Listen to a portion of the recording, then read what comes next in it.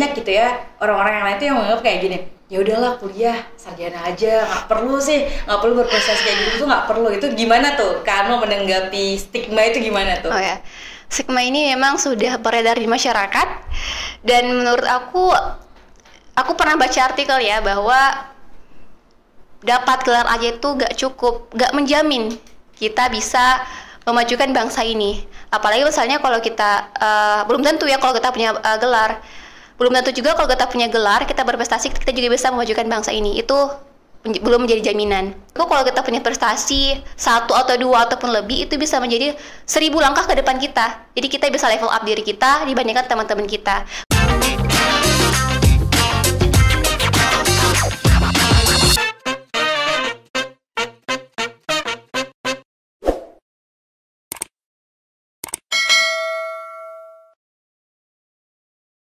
Assalamualaikum warahmatullahi wabarakatuh. Halo semuanya, berjumpa lagi bersama saya Cahaya Nuryanti di podcast Malut Pos Baca Rita. Dan di episode kali ini sangat spesial teman-teman, karena saya tidak sendiri dan kita kedatangan tamu, yaitu mahasiswa berprestasi Universitas Hairun tahun 2022.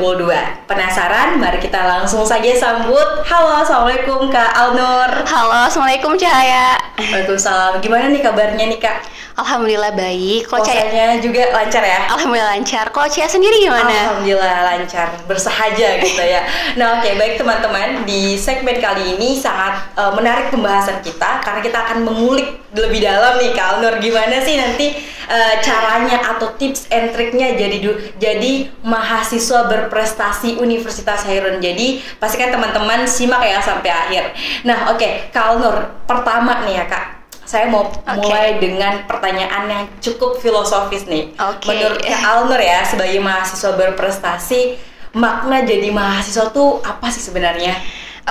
Mungkin sebelum aku menjawab, aku sedikit perkenalan juga kepada teman-teman yang mungkin mendengarkan podcast ini. Jadi halo semua teman-teman, perkenalkan nama aku Alnur Mumtana Mansur. Teman-teman aku biasanya panggil aku Alno. Mungkin agak maskulin namanya, tapi emang itu nama aku ya, Alno. Alno, iya benar. Siap. Aku dari program studi pendidikan dokter Fakultas Kedokteran Universitas Hairun, dan sekarang aku udah menempuh semester terakhir atau semester 6, di mana udah beratnya banget nih buat skripsi dan lain-lain sebagainya. Gitu. Jadi pertanyaan pertama tadi, makna dari mahasiswa ya Kak? Iya betul. Makna dari mahasiswa, namanya juga mahasiswa ya, berarti maha dari siswa. Kalau menurut aku sendiri sih, mahasiswa itu sebagai sentral, dan juga di mana dia sebagai agent, baik itu agents of knowledge, agents of control, agents of change, yang bisa merubah negeri kita ini menjadi negeri yang lebih maju lagi ke depannya, dan tentunya juga sebagai generasi penerus bangsa. Dan menurut aku ya, aku tuh tidak ingin mahasiswa tinggal cerita gitu, tinggal kenangan gitu ya. Karena menurut aku kutip dari Mbak Danyo Siap sendiri, beliau itu mengatakan bahwa menjadi mahasiswa itu adalah sebuah privilege, sebagai keuntungan, keistimewaan yang tidak dimiliki dan tidak dikasih oleh Allah SWT oleh semua orang, untuk semua orang gitu. Jadi kalau kalian duduk di bangku kuliah menjadi seorang mahasiswa, aku harap kalian tidak hanya sekedar untuk menuntut ilmu, tapi kalian berani untuk explore, berani untuk menjadi adaptif, berani untuk menjadi edukatif dan juga inspiratif bagi orang-orang di sekitar kalian.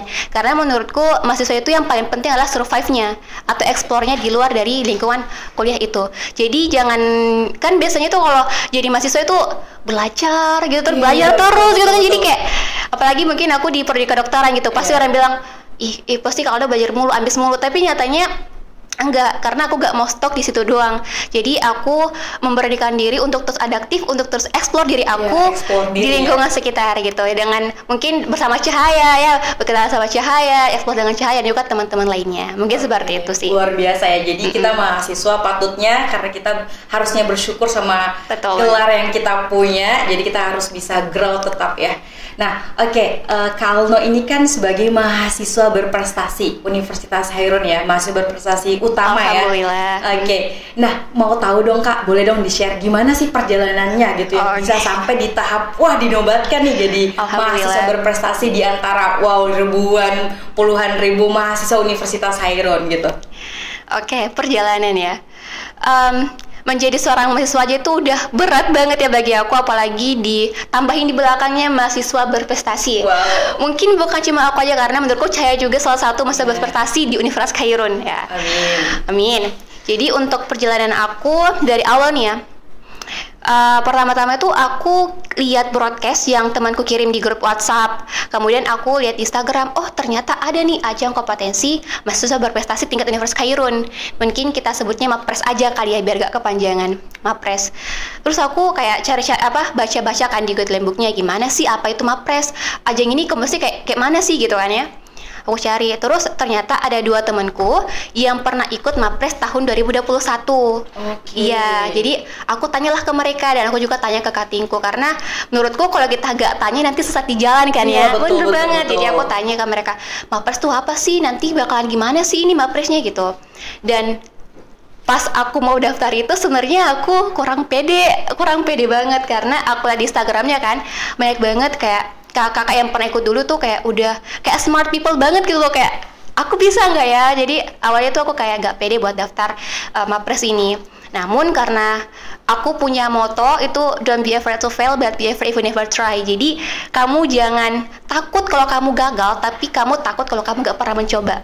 Benar. Jadi aku memberanikan diri untuk keluar dari comfort zone aku, berani untuk keluar dari zona nyaman aku, nge-explore kembali. Iya benar banget. Aku daftar deh itu, aku daftar deh.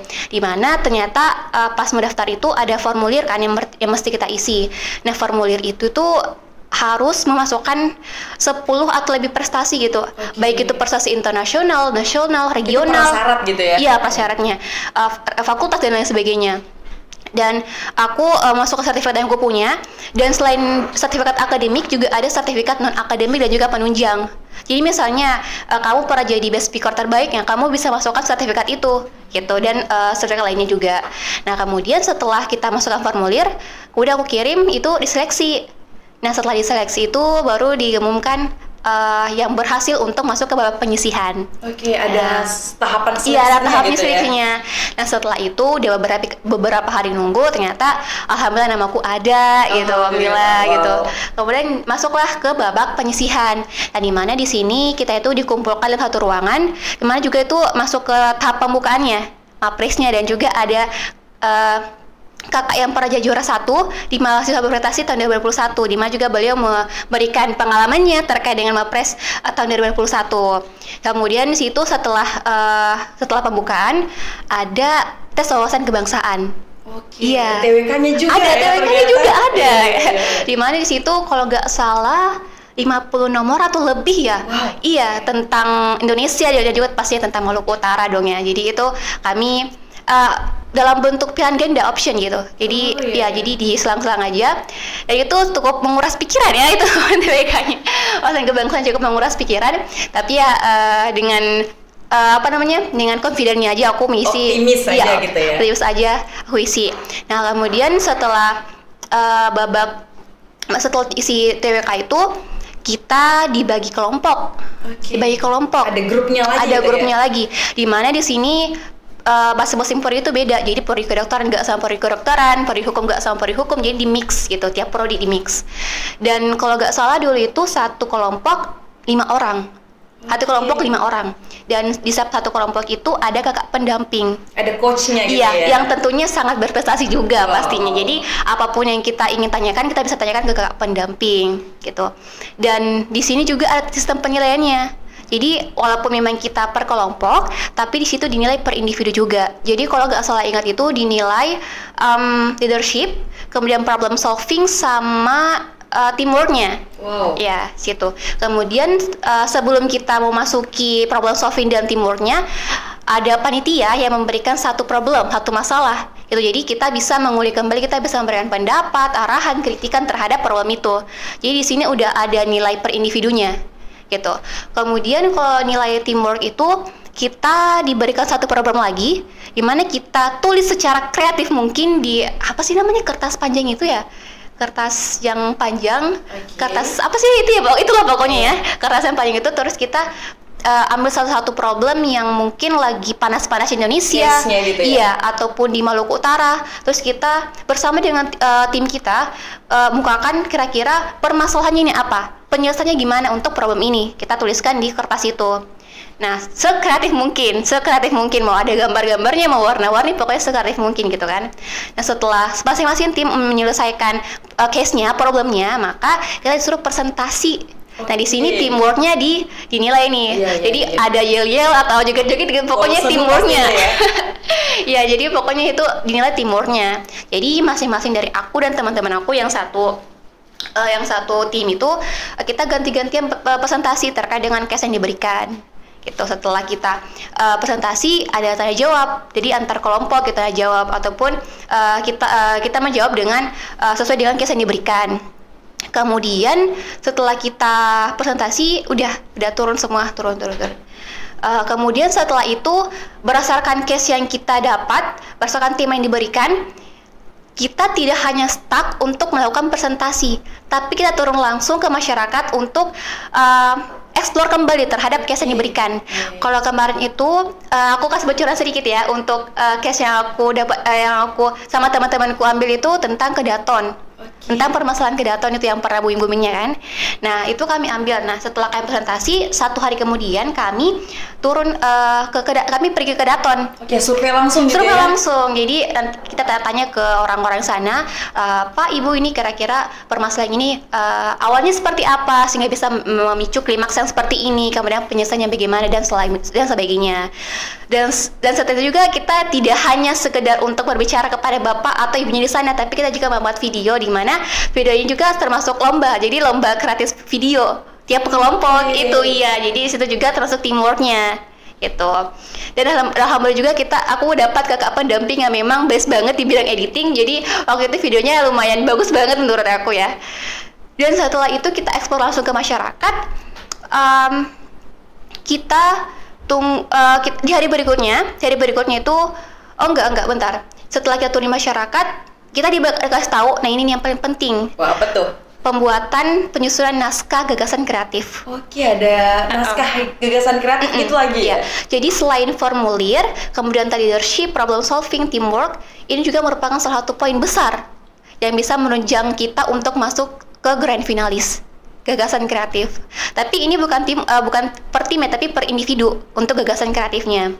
Dan untungnya karena sebelum itu juga aku saya memikirkan gagasan kreatif yang kira-kira bisa membantu masyarakat di Maluku Utara untuk lebih eksplor di bidang kesehatan gitu. Aku boleh kasih bocoran nggak untuk boleh banget sih, boleh. Ini nanti para pendengar ya pasti mahasiswa pada wah ini harus nonton, dan ini tips yang paling klimaksnya yang ditunggu-tunggu ini nih. Apa tuh Kak? Jadi untuk naskah gagasan kreatif aku itu aku mengambil judulnya aja ya, itu PLF Saver Implementasi Program Bantuan Hidup Dasar BHD dan Agricultural Nursing untuk mewujudkan desa tangkap darurat di Kota Ngade, di Kelurahan Ngade, Kota Ternate. Jadi aku mengambil judul itu. Mungkin untuk isinya nanti kita bahas nanti ya, itu kayak gimana ya. Spill aja dikit gitu ya. Ya, jadi aku ambil judul itu. Kemudian sebenarnya pas penyusunan gagasan kreatif ini salah satu yang bikin aku agak ini sebenarnya, soalnya struggle gitu ya. Iya, karena pas itu juga pas beberapa hari sebelum pengumpulan atau penguploadan dari gagasan kreatif ini, aku ada kegiatan TBM. Tim bantuan medis, di mana aku menjadi ketua pelaksananya. Jadi aku agak aku mau nyusun naskah kreatif nih atau aku harus dilema gitu ya. Karena aku juga punya tanggung jawab lain sebagai ketua pelaksana dari kegiatan Dikdasku TBM ini gitu. Dan walaupun demikian aku tetap berusaha buat ngetik. Oh ini gimana ngetik tanya kakak tingku gimana nih Kak penyusunan naskah kreatif yang benar gitu. Setelah itu udah hamin satu hari penyusunan gagasan kreatif kan.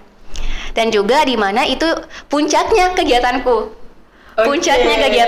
Di mana kegiatanku itu dia nginep di Pantai Castella. Jadi kayak camp gitu, camp untuk kayak perekrutan anggota baru untuk masuk ke TBM.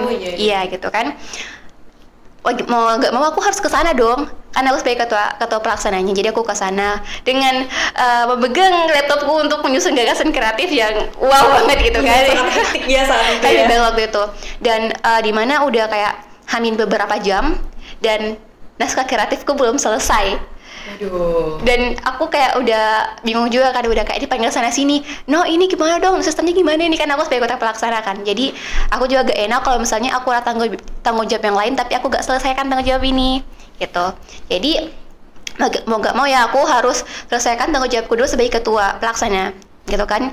Jadi setelah aku selesaikan sebuah tanggung jawabku sebagai ketua pelaksana, habis itu aku kerjakanlah gagasan kreatifku yang dimana itu kayak udah mau selesai sih, cuman kayak aku mesti cross check ulang kayak apakah ada typo, apakah masih ada yang perlu aku perbaiki gitu kan. Dan udah hamin beberapa jam sebelum penguploadan, di Pantai Kesela itu mati lampu. Waduh. Mati lampu dan jaringannya nggak bagus, kayak hilang timbul gitu jaringannya. Dan kayak aku udah berserah diri kepada Allah, kayaknya belum rezeki deh ini buat upload ini gitu. Tapi ternyata Allah itu memang selalu baik banget sama aku. Ternyata beberapa teman-teman juga ada kendala penguploadan, dan beberapa menit setelah itu kita diberikan keringanan, jadi diberikan 1 jam atau setengah jam gitu untuk menunggu kembali. Tapi setelah itu juga lampunya menyala, alhamdulillah. Pasti ada jalan ya. Pasti ada jalan. Jadi jalan. kayak aku udah kayak udah berserah diri nih, udahlah kayaknya aku gak bisa ini udah. Tapi kata Allah memang selalu baik kepada hamba-hambanya. Dan alhasil setelah itu aku upload naskah gagasan kreatifku, alhamdulillah. Setelah itu kita tunggu lagi 1-2 hari untuk ada seleksi gagasan kreatif, dan juga tadi yang dari formulir, dari leadership, teamwork, dan juga problem solving, itu semua diseleksi gitu. Dimana untuk grand finalis sendiri tuh cuma ada 6 orang yang dipilih. Wow. Iya, ada 6 orang. Itu dari berapa banyak finalis tuh, Kak? Ada puluhan sih kalau nggak salah kemarin. Tapi aku nggak tahu mestinya berapa, tapi kalau saya puluhan gitu. Dan waktu itu juga aku tidak berharap banyak, karena aku kan berpikir bahwa teman-temanku ini semua finalis ini orang-orang yang pintar banget dan berprestasi di bidangnya masing-masing gitu kan ya. Dan orang-orang yang berani untuk explore di luar dari dirinya sendiri gitu. Aku nggak berharap banyak waktu itu. Cuman karena memang sekali lagi Allah itu selalu baik kepada hamba-hambanya, namaku disebut gitu, Alnur Momtana Mansur dengan judul bla bla bla bla bla. Jadi kayak, ini beneran nama aku nih, nama aku ya. Aku sendiri kayak satisfying sendiri gitu. Ini beneran. Aku masih gak yakin. Atau aku masuk ke salah satu 6 orang itu, grand finalis. Dan setelah diumumkan ke 6 orang itu, anak-anak orang itu dimajukan ke depan itu di depan ruangan. Kemudian masing-masing 1 orang itu diberikan pertanyaan oleh juri yang sangat luar biasa. Jadi pertanyaannya itu umum, mau pertanyaan tentang isu politik, kesehatan, pemerintahan, itu semua ditanyakan oleh 1 juri ke peserta. Jadi tanyakan satu persatu. Dan untung kabarin juga aku diberikan pertanyaan oleh dekanku tercinta, dan aku alhamdulillah juga enjoy untuk menjawab pertanyaan tersebut dari beliau. Setelah kita diberikan pertanyaan, disinilah kita disuruh presentasi naskah gagasan kreatif.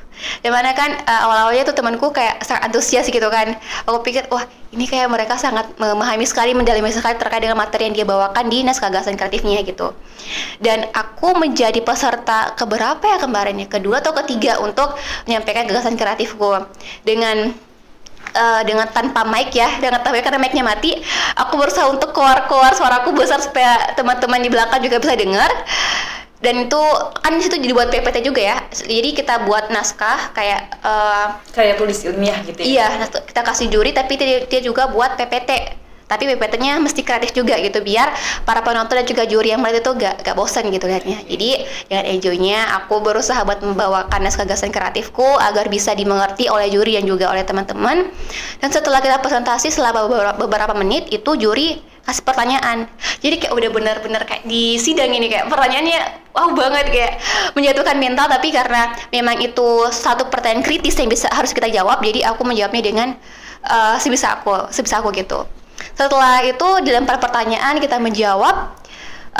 Habis itu udah selesai di situ, langsung masuk break. Kemudian setelah itu penentuan pemenang. Tapi 3 besar dulu tuh. 3 besar dulu. Iya. Jadi inilah perjalananku tuh wah banyak banget ya ternyata. Iya, jadi setelah itu udah 6 grand finalis diumumkan 3 besar. Dan alhamdulillah sekali lagi ya, Allah SWT tuh baik banget sama hamba-hambanya. aku disebut sebagai predikat juara pertama untuk masa berprestasi tingkat universitas. Masya Allah, keren banget nih. Alhamdulillah, itu sih untuk perjalanannya mungkin seperti itu, Cai. Oh, luar biasa banget ya Kak perjalanannya. Nah, tadi tuh sempat saya highlight tuh yang 10 prestasi pendaftaran gitu ya. Oh ya. Nah, dari banyaknya prestasi yang insya Allah sudah Kak Aldo capai gitu ya.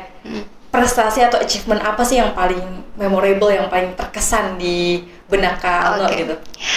Sebenarnya untuk kalau prestasi semuanya itu berkesan bagi aku, semuanya berkesan. Kemarin itu kalau yang untuk tingkat nasional, aku tuh alhamdulillah banget ya Allah, aku sebenarnya ini aku iseng, aku kayak cuma mengisi waktu liburku untuk menulis. Aku kayak menulis cerita pendek gitu kan ya, karena aku emang suka menulis sama suka baca novel gitu. Aku menulis terus aku kirim, misalnya satu kayak itu ada lomba gitu loh, ada lomba kayak tulisan cerpen gitu tingkat nasional yang dilaksanakan oleh Jendela Sastra kalau nggak salah itu. Aku kayak udah kayak iseng aja mengisi waktu libur untuk nulis gitu kan, nulis cerita pendek gitu. Aku iseng buat ikutnya, coba saya tahu ini bisa ya kali ini. Jadi aku coba untuk daftar di situ. Aku masukkan naskah cerpenku ke di situ kan, ke event lomba tersebut. Kemudian tahu-taunya aku dapat juara 3. Wah, juara 3 tulisan cerpen gitu kan tingkat nasional. Setelah itu kayak aku kayak aku kan kayak cuma gak nyangka gitu kan, aku dari hobi baca nulis, aku berusaha untuk ikutin lomba, ternyata alhamdulillah ada hasilnya gitu, ada hasilnya dan bisa dapat juara 3 tingkat nasional. Dari situ juga aku gak berhenti karena aku udah dapat pukulan naik nih, alhamdulillah ternyata dari event ini aku bisa meningkatkan lagi skill menulisku gitu. Jadi aku berusaha ikut lagi di salah satu penerbit yang berbeda. Jadi aku tulis cerpen lagi, tulis cerpen. Dan alhamdulillah pada event ini aku dapat juara 1 tulisan cerpen gitu, tulisan cerpen. Dan alhamdulillah juga karena mungkin dari pengalamanku ini aku bisa menjadi salah satu mahasiswa berprestasi dan bisa mewakili Universitas Khairun untuk menjadi salah satu peserta tulisan cerpen di ajang Peksiminas. Mungkin juga Cahya kita sama ya, Cahya ya, sama kita ketemu di sana ya. Jadi mungkin juga selain di bidang penulisan cerpen, salah satu prestasi aku yang sebenarnya prestasiku berkesan ya, tapi mungkin satu ini agak unik. Karena ini aku juga selain diri aku sendiri, aku bersama dengan teman-teman TBM-ku, waktu itu kita bikin video tentang BHD, yang dimana tadi bentuk hidup dasar ini aku ambil sebagai ide untuk tulisan naskahku. Oke, wow. Jadi di PPT yang aku paparkan itu ada video sama teman-teman aku saat lagi memberikan bantuan hidup dasar. Jadi bantuan hidup dasar itu bantuan yang diberikan ketika ada pasien yang gagal nafas, berhenti nafas, ketika misalnya kecelakaan tuh kan biasa pasien itu atau korban itu henti nafas, jadi kita RJP. Nah itu salah satu bentuk dari bantuan hidup dasar yang kita berikan. Jadi aku masukkanlah video ini ke PPT-ku, yang dimana videoku ini sama teman-temanku itu alhamdulillah dapat juara pertama juga di kayak Jambore Wilayah 5 gitu, ada event juga di sana.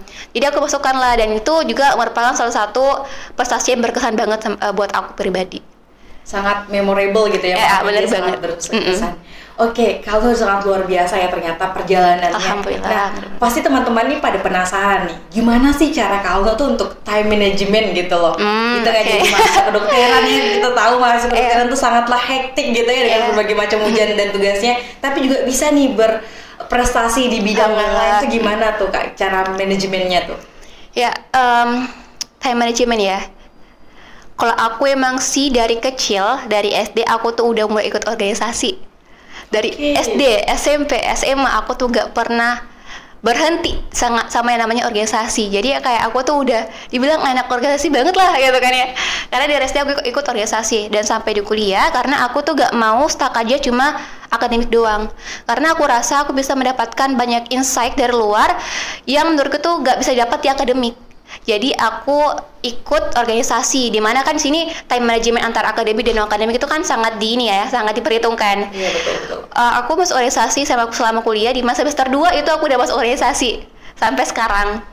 Dan menurutku untuk time management itu sendiri, sebenarnya masing-masing orang itu punya time management sendiri ya. Dan aku juga masih teledor untuk time management sendiri. Jadi aku sebenarnya juga masih berusaha, masih belajar lah ya. Iya, betul. Namun kalau aku sendiri sih, aku biasanya mungkin sama juga dengan teman-teman yang lain ataupun Cahaya mungkin juga. Aku menulis prioritas yang paling paling penting dulu. Oke, ada skala prioritas. Iya, gitu skala ya. prioritas, dan skala prioritas ini juga aku lihat dari Kak Maudia Yunda. Ya. Sama kan. Jadi menurut beliau, kalau kita mengatur waktu sebaik mungkin itu, kita bagusnya membuat skala prioritas. Jadi yang mana penting dulu dan urgent, yang mana yang penting tapi gak terlalu urgent gitu kan. Jadi kita bisa membuat skala prioritas untuk mengetahui kegiatan kita ini yang mana sih yang mau kita selesaikan duluan, yang mana sih seharusnya ini penting tapi bisa dilakukan setelah yang kegiatan satu ini gitu. Jadi kalau aku sendiri sih membuat skala prioritas, di mana aku ada papan tulis kecil di kosan aku. Jadi aku tulis 1 ini dulu nih, 2 kegiatan ini, 3 sampai itu. Dan untuk masing-masing kegiatannya sih aku gak kasih waktu ya, karena menurutku sesuai dengan kemampuanku sendiri. Misalnya kalau 1 hari itu aku bisa menyelesaikan kegiatan itu, berarti it's okay, aku bisa checklist untuk skala prioritasnya gitu.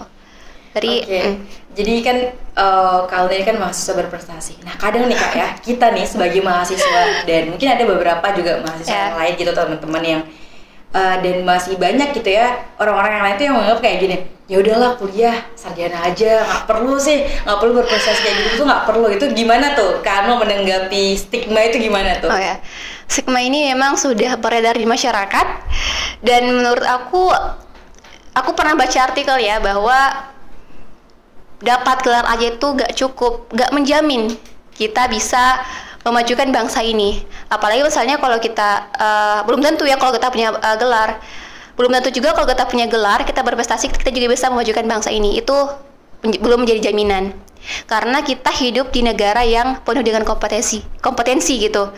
Jadi dengan kita punya prestasi dan gelar, walaupun belum menjamin, tapi itu bisa menjadi satu langkah pendukung atau satu langkah di depan teman-teman kita untuk bisa berkompetensi di negara yang penuh kompetensi ini tentunya. Kompetisi gitu ya. Kompetisi. Jadi menurutku kalau kita punya prestasi 1 atau 2 ataupun lebih, itu bisa menjadi 1000 langkah ke depan kita. Jadi kita bisa level up diri kita dibandingkan teman-teman kita. Karena menurutku dengan adanya prestasi ini kan, misalnya kalau kita udah mau kerja itu kan, mau menerima beasiswa misal, itu kan ditanya atau dalam wawancara atau dalam penulisan formulir sertifikatnya itu kan ditanya prestasi apa yang pernah kamu raih selama S1 atau selama kamu kuliah. Dan itu bisa menjadi achievement ataupun menjadi pendukung tadi yang saya bilang untuk kita bisa lebih maju dibandingkan teman-teman kita. Menurutku itu sih. Jadi prestasi itu menurutku itu penting banget, karena menurutku itu prestasi adalah powerful weapon to change everything in the world. Jadi salah satu senjata besar untuk kita bisa mengubah dunia, mengubah diri kita pribadi terlebih dahulu, dan bisa memajukan kita 1 langkah dibandingkan teman-teman kita. Gini tuh sih. Luar biasa gitu ya. Nah, oke teman-teman, pasti teman-teman gue ini sangat penasaran nih Kak, gimana sih tipsnya untuk bisa punya achievement sebanyak itu gitu. Mungkin boleh dong di-share, di-spill dikit tuh gitu kepada pendengar podcast ini. Sebenarnya untuk pencapaian yang aku miliki itu masih dibilang sedikit dibandingkan teman-teman yang lain mungkin, dan aku sangat bersyukur banget ya bisa diundang di podcast ini, walaupun menurutku prestasiku tidak lumayan banyak ya. Dan untuk tips dan triknya sendiri itu sih aku sendiri, karena motto aku tadi, don't be afraid to fail but be afraid if you never try. Jadi coba aja dulu. Gagal itu urusan belakang, tapi coba aja dulu. Karena kan semua orang itu pernah gagal kan ya.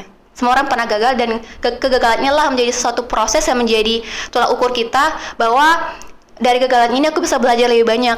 Jadi aku bisa menjadi diri yang lebih baik ke depannya.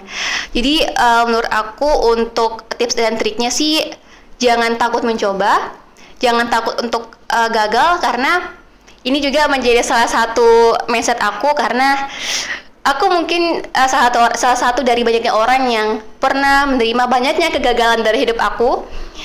Jadi kegagalan itu gak pernah ada sebenarnya. Kegagalan itu menjadi salah satu hal bagi kita, dan dimana Allah SWT itu ingin kita lebih sabar lebih lama lagi,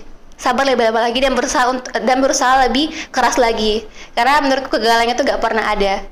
gitu. Karena semesta ini kan pasti terus berputar kan ya. Dimana kita ada di fase bawah, dimana kita ada di fase tengah, dimana kita ada di fase paling atas. Jadi menurutku untuk mencapai semua achievement yang pernah aku dapat, satu aja sih, jangan pernah jangan pernah takut untuk mencoba dan jangan pernah takut untuk gagal, karena semua manusia tuh pernah gagal gitu. Oke, tapi karena memang juga ya, gagal tuh sebenarnya bukan ketika kita mencoba lalu kita kalah, tapi gagal tuh ketika kita kalah dengan ketakutan kita. Betul banget, betul banget. Luar biasa ya. Oke, mungkin itu dia teman-teman, sangat spesial dan sangat memukau ya podcast kita pada episode kali ini. Jangan lupa untuk saksikan episode podcast Malut Post selanjutnya, dan sampai jumpa di lain waktu. Saya Cahaya Nuryanti pamit undur diri. Wassalamualaikum warahmatullahi wabarakatuh.